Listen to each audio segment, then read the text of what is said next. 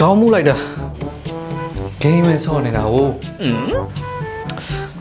်မျက်စိတွေဝါးကျင်လာသလိုလိုပဲဂိမ်းမဲဆော့နေတာဟုတ်ခြေတွေလက်တွေဘာလို့ကျင်းနေတာမသိဘူးအဲ့ဒါဂိမ်းမဲဆော့နေလို့ဖြစ်တာ What အမေဒါဒီလ game streaming ကနေ star တွေအများကြီးရတယ်အဲ့ဒါဘာလို့ရမှာလဲအဲ့ဒါလဲလိုက်ရင်မြန်မာငွေနဲ့ဆို320လောက်ရမှာအဲ့ဒါအမေကိုမေလိုချင်တဲ့အိတ်လေးဝယ်ပေးမလားလို့စဉ်းစားနေတာဒါနဲ့ဒါအခုတလို့လှုပ်ရှားရတာအားမရှိသလိုဖြစ်နေတာဂိမ်းတွေဆော့တာများလို့လားမသိဘူးเนาะနားအောင်ပါပါဟေးမဟုတ်တာငါသားအယုံကြောတွေဘာတွေများအားနေနေလို့လားမသိဘူးဒါအမေနဲ့စိတ်ကန်းသွားပြအောင်ဟမ်ကဲဒီတစ်ခါပြောပြပေးမှာတော့အားလုံးမေးနေကြတဲ့အာယုံကြောအားနေတဲ့အကြောင်းလေးပါဒီအာယုံကြောအားနေတာကဘာကြောင့်ဖြစ်ရတာလ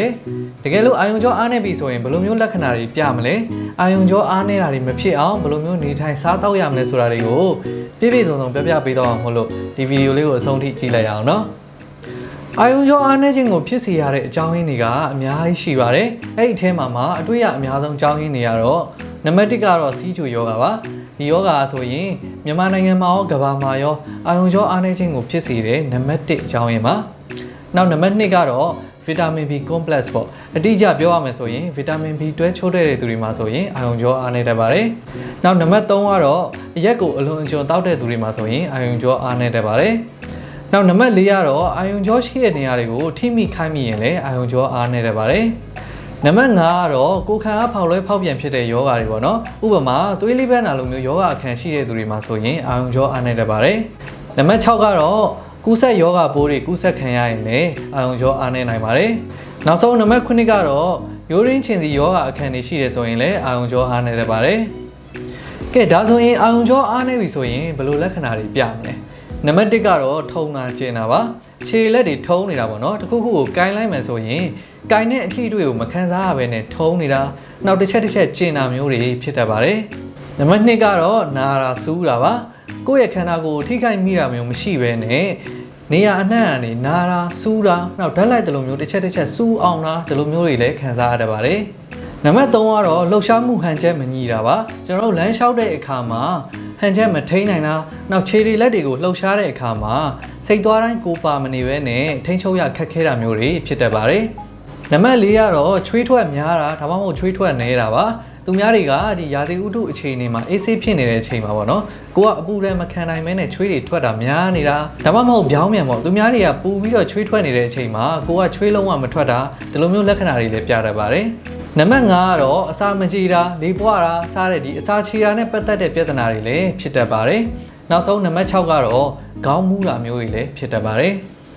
ကဲဒါဆိုဒီလိုမျိုးအာယုံကြောအားနေတာမျိုးတွေမဖြစ်အောင်ဘာတွေလုပ်ရမလဲနံပါတ်1ကတော့အရက်တောက်တာလျှော့ပါအရက်တောက်တာများမယ်ဆိုရင်အာယုံကြောယောဂကိုလည်းဓာတ်ရိုက်ဖြစ်စေနိုင်တယ်လို့ကို့မှာယောဂအခန်းတွေရှိမယ်ဆိုရင်လည်းပို့ပြီးတော့ဆိုးစေနိုင်ပါတယ်နံပါတ်2ကတော့လေ့ကျင့်ခန်းပုံမှန်လုပ်ပါလမ်းလျှောက်တာစပိန်နင်းတာကတာစားတဲ့ဒီလေ့ကျင့်ခန်းလေးတွေကိုပုံမှန်လုပ်ပေးမယ်ဆိုရင်ဒါကြွက်သားတွေကိုကျန်းမာတန်ဆွမ်းစေပြီးတော့အာယုံကြောအားနည်းခြင်းကြောင့်ဖြစ်တဲ့ဝေဒနာတွေကိုလည်းသက်သာစေနိုင်ပါတယ်နံပါတ်3ကတော့အာဟာရဆောင်အောင်စားပါအာယုံကြောတွေကျန်းမာစေဖို့အတွက်ဗီတာမင်နဲ့သတ္တုဓာတ်တွေလိုအပ်ပါတယ်အထူးသဖြင့်ဗီတာမင် B12 ပါဒါကြောင့်ဗီတာမင် B ကျွယ်ဝတဲ့အသားငါးဥနဲ့ပဲအမျိုးမျိုးနောက်နို့နဲ့နို့ထွက်ပစ္စည်းတွေအစိမ်းရောင်ဟင်းသီးဟင်းရွက်တွေကိုမကြာခဏစားပေးသင့်ပါတယ်တကယ်လို့ကိုကအကြောင်းမျိုးမျိုးကြောင့်ဒီအစားအစာတွေကိုမစားပြဘူးဆိုရင်ပေါ့ဒါမှမဟုတ်အသက်ကြီးတဲ့သူတွေမှာဆိုရင်ဗီတာမင် B complex ပါဝင်တဲ့အားဆေးတစ်မျိုးမျိုးကိုမှီဝဲလို့ရပါတယ်ဒီနေ့ဒီဗီဒီယိုလေးကိုရိုက်ကူးဖို့ကူညီပေးထားတဲ့ YCBNC ကဆိုရင်သူကဗီတာမင် B complex နဲ့ဗီတာမင် C ပါဝင်တဲ့အားဆေးဖြစ်ပါတယ်ဆိုတော့ဗီတာမင် B ချို့တဲ့ခြင်းကြောင့်ဖြစ်လာနိုင်တဲ့အာယုံကြောအားနည်းတာတွေမဖြစ်အောင်ကာကွယ်ပေးနိုင်ပါတယ်ဒါအပြင်အားကစားသမားတွေအလုပ်ပင်ပန်းလို့စိတ်ဖိစီးမှုများနေတဲ့သူတွေတစ်ချိန်လုံးပင်ပန်းနွမ်းနေတဲ့သူတွေအနေနဲ့လည်းတစ်နေ့တစ်လုံးမှီဝဲပေးလို့ရပါတယ်နံပါတ်4ကတော့စီးချိုယောဂကိုထိန်းချုပ်ပါစီးချိုယောဂအခန်းရှိတဲ့သူတွေအနေနဲ့စီးချိုမတက်အောင်ပေါ့နော်ဆရာဝန်နဲ့အသေးချာပုံမှန်ပြပြီးတော့ထိန်းချုပ်ထားရပါမယ်နောက်ဆုံးနံပါတ်5ကတော့ကိုယ်ခံအားကောင်းအောင်နေပါကိုယ်ခံအားကောင်းမှယောဂပိုးတွေဝင်မလာတော့မှာပေါ့နော်အဲဒါကြောင့်အစားကိုအာဟာရပြည့်အောင်စားပြီးတော့အိတ်ချိန်ပုံမှန်အိပ်ပါလေ့ကျင့်ခန်းပုံမှန်လုပ်ပါစိတ်ဖိစီးမှုတွေများရင်လည်းလျှော့ချပါပြီးတော့ထိခိုက်ဒဏ်ရာတွေမရအောင်လည်းဂရုစိုက်ကြပါ ကဲဒီလောက်ဆိုရင်အာယုံကြောအားနေတာမျိုးတွေမဖြစ်အောင်ဘယ်လိုမျိုးနေထိုင်စားသောက်ရမလဲဆိုတာကိုသိသွားကြပြီလို့ထင်ပါတယ်တကယ်လို့ကို့မှာအာယုံကြောအားနေတာနဲ့သက်ဆိုင်တဲ့လက္ခဏာတစ်ခုခုကိုခံစားနေရပြီဆိုရင်တော့ဆရာဝန်နဲ့အရင်တိုင်ပင်ဖို့ကိုမမေ့နဲ့နော်ဒီဗီဒီယိုလေးကိုတခြားသူတွေလည်းသိသွားအောင် share လုပ်ပေးကြပါဦး